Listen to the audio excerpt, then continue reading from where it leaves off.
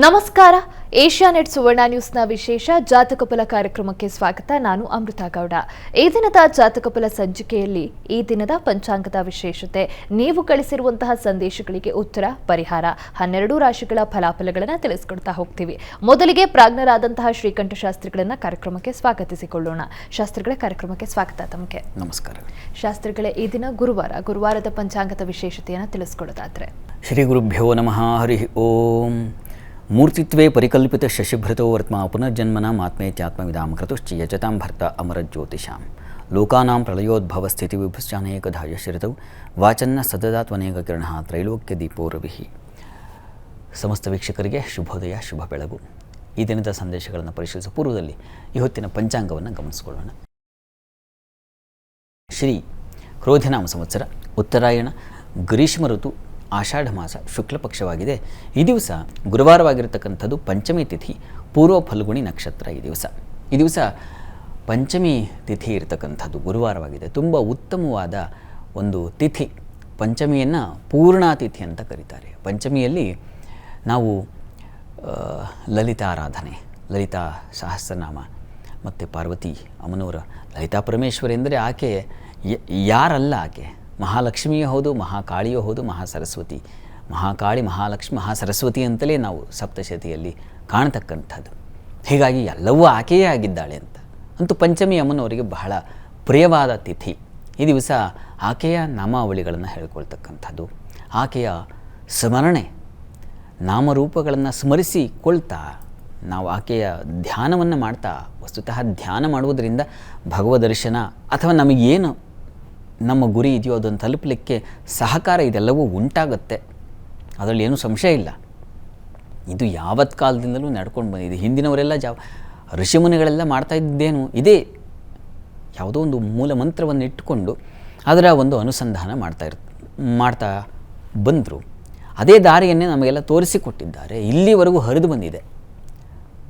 ಇದಕ್ಕೆ ಎಷ್ಟೋ ಜನ ನಾಸ್ತಿಕರು ಇದಕ್ಕೆ ವಿರೋಧ ಮಾಡಿದ್ದಾರೆ. ಏನು ದೇವರಿದಾನ, ಹೌದಾ, ಹೇಗೆ ಕಂಡುಬಿಡ್ತಾನ, ಹಾಗೆ ಹೀಗೆ ಅಂತ ಇದೆ.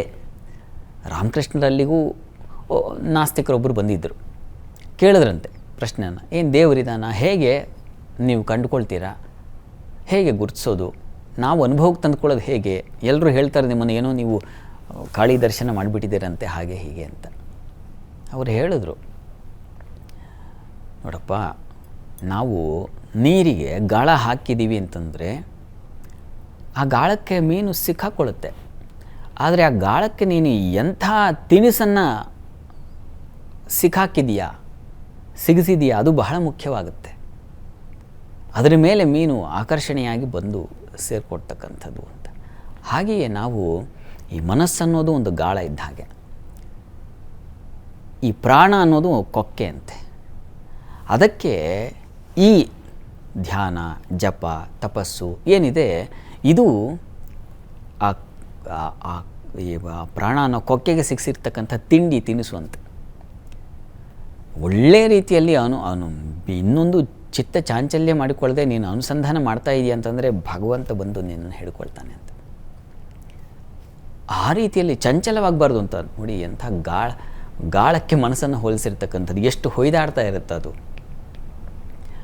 ಆ ರೀತಿಯಲ್ಲಿ ನಾವು ಮಾಡುವ ಜಪದಿಂದಾಗಿ, ನಾವು ಮಾಡುವ ಯಾವುದೋ ಒಂದು ಅನುಷ್ಠಾನ, ಅನುಸಂಧಾನ, ಇವುಗಳಿಂದ ಭಗವಂತ ನಮ್ಮ ಕೈ ಹಿಡಿತಾನೆ. ಕಾಯಬೇಕು, ತಾಳ್ಮೆಯೂ ಬೇಕಾಗುತ್ತೆ. ಅದಕ್ಕೆ ನಾವು ಹೇಗೆ ನಮ್ಮನ್ನು ಸಮರ್ಪಣೆ ಮಾಡಿಕೊಂಡಿದ್ದೀವಿ ಅದು ಬಹಳ ಮುಖ್ಯವಾಗುತ್ತೆ.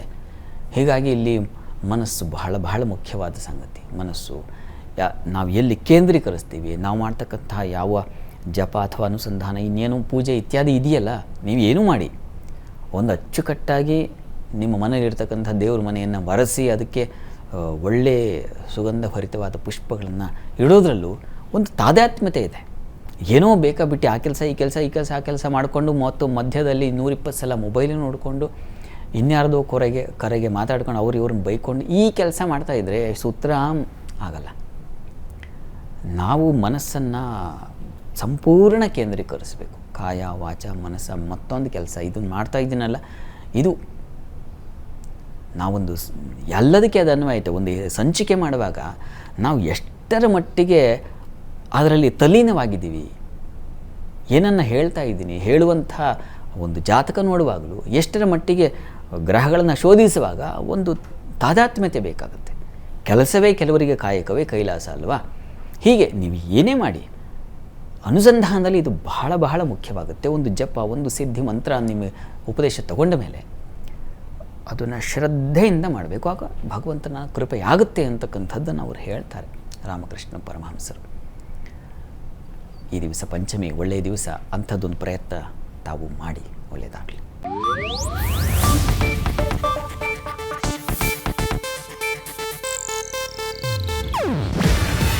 ಇದು ಏಷ್ಯಾನೆಟ್ ನ್ಯೂಸ್ ನೆಟ್ವರ್ಕ್ ಪ್ರಸ್ತುತಿ. ನೀವು ನೋಡ್ತಿದ್ದೀರಾ ಏಷ್ಯಾನೆಟ್ ಸುವರ್ಣ ನ್ಯೂಸ್.